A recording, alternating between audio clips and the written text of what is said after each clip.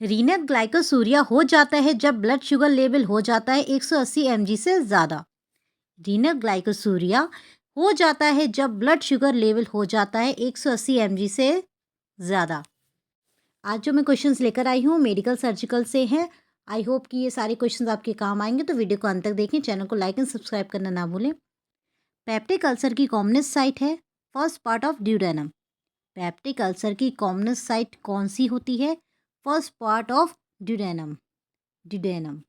मैं आपको बार बार क्वेश्चन इसलिए रिपीट कराती हूँ ताकि ये सारे क्वेश्चन, चाहे 10 क्वेश्चन आप पढ़ें, वो आपके दिमाग में बैठ जाएं। बिलीरुबिन का स्तर किस स्थिति से बढ़ जाता है? बिलीरुबिन का स्तर किस स्थिति से बढ़ जाता है? उपयुक्त सभी से। बिलियरी डक्ट ऑब्स्ट्रक्शन में, लिवर डिसीज में, अत्यधिक हीमोलाइसिस की स्थिति में, उपयुक्त सभी में बिलीरुबिन का स्तर किस स्थिति में बढ़ जाता है? उपयुक्त सभी में। Normal blood uric acid level है 3.4 से लेकर 7 mg/dl तक। Normal blood uric acid level कितना होता है? 3.4 से लेकर 7 mg/dl तक। Chronic liver disease is caused by hepatitis C. Chronic liver disease is caused by hepatitis C. Chronic liver disease is caused by hepatitis C. और normal blood uric acid कितना होता है लेवल? 3.4 से लेकर 7 mg तक। ये सारी बातें याद रखिएगा। सामान्य रक्त कैल्शियम स्तर कितना होता है? 8.4 से लेकर 10.4 mg/dl। सामान्य रक्त कैल्शियम स्तर कितना होता है? 8.4 से लेकर 10.4 mg/dl।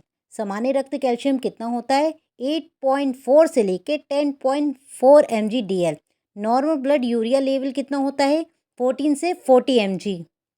Normal blood urea level कितना होता है? 14 से 40 mg। रक्तदान के लिए किस बीमारी की जांच हेतु रक्त की जांच की जाती है? उपयुक्त सभी। HIV, syphilis, hepatitis B. रक्तदान के लिए किस बीमारी की जांच हेतु रक्त की जांच की जाती है? HIV, syphilis, hepatitis B. उपयुक्त सभी में। पोर्थोबिन टाइम बढ़ जाता है? उपयुक्त सभी। हेरेपिन थेरेपी में, ऑब्स्ट्रक्टिव जॉइंटिस में, नवजात की रक्तस्राव संबंधी बीमारी में, उपयुक्त सभी में पार्थोबिन का टाइम बढ़ जाता है। सामान्य सीरम क्रिएटिनिन स्तर कितना होता है? 0.6 से लेकर 1.2 mg/dl। सामान्य सीरम क्रिएटिनिन स्तर कितना होता है? 0.6 से लेकर 1.2 mg/dl। सीरम क्रिएटिनिन का स्तर बढ़ जाता है रीनल डिसफंक्शन से, शॉक तथा डिहाइड्रेशन में, कॉन्जेस्टिव हार्ट फेलियर में, उपयुक्त सभी में। उपयुक्त सभी में सीरम क्रिएटिनिन का स्तर बढ़ जाता है बॉडी में। Normal blood uric acid level कितना होता है? 3.4 से लेकर 7 mg। Normal blood uric acid का लेवल कितना होता है? 3.4 से लेकर 7 mg। Chronic liver disease is caused by hepatitis सी।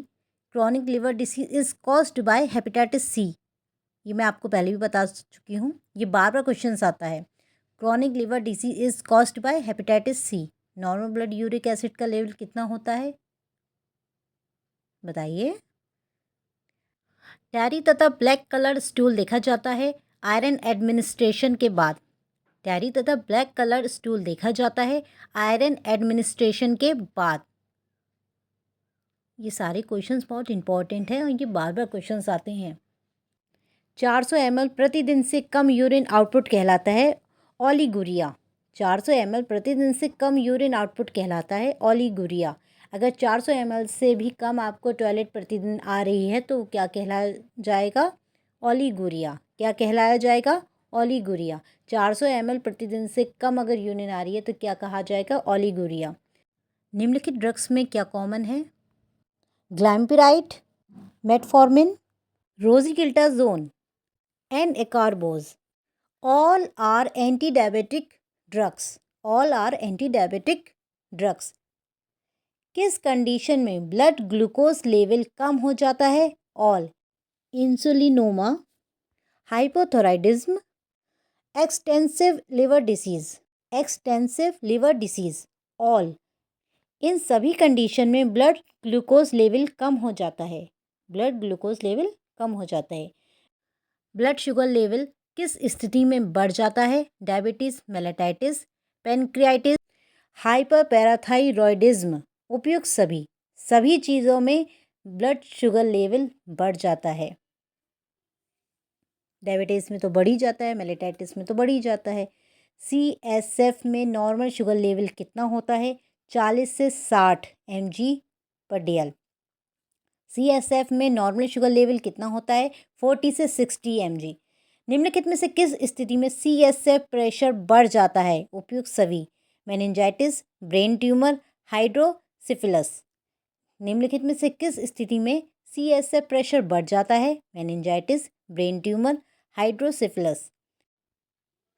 पित्ताशय की पथरी के निर्माण के लिए कौन सा कारक जिम्मेदार है? उपयुक्त सभी।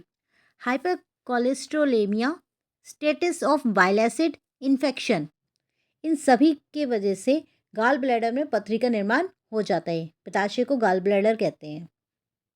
अगर आपको वीडियो अच्छी लग रही हो तो प्लीज़ लाइक का बटन जरूर दबाएं। ब्राइट रेड स्पुटम पाया जाता है उपयुक्त सभी में। मायोकार्डियल इन्फेक्शन में, नियोप्लाज्म में, रक्तवाहिनियों के रप्चर होने पर उपयुक्त सभी में वाइट रेड स्पुटम पाया जाता है।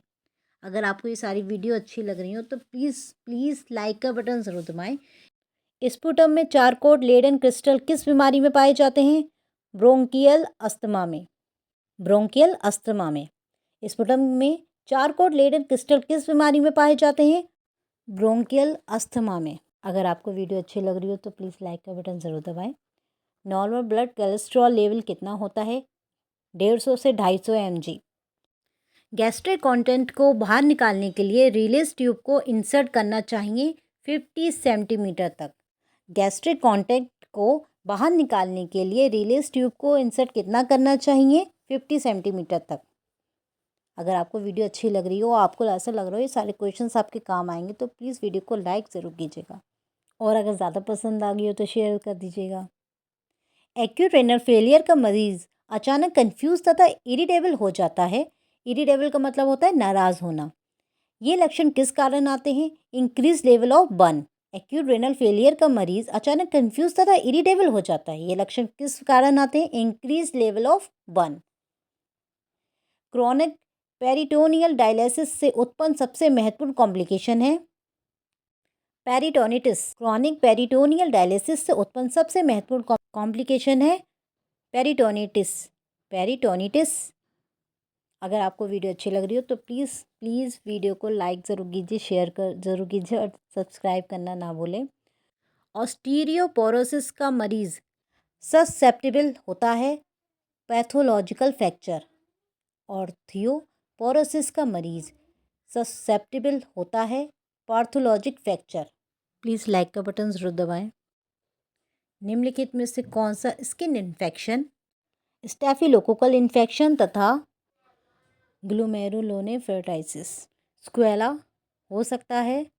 इनके कारण होने वाला स्क्वेला हो सकता है इम्पिटिगो। अगर आपको वीडियो अच्छी लग रही है तो प्लीज़ लाइक का बटन जरूर दबाएं। निम्नलिखित में से कौन सा ऑस्टियोपोरोसिस के लिए रिस्क फैक्टर है? लंबे समय तक स्टेरॉयड थेरेपी का उपयोग। आशा करती हूँ जो मैंने आपको क्वेश्चंस बताए हैं आपको अच्छे लगे हों तो प्लीज़ चैनल को लाइक एंड सब्सक्राइब करना ना भूलें। Thank you.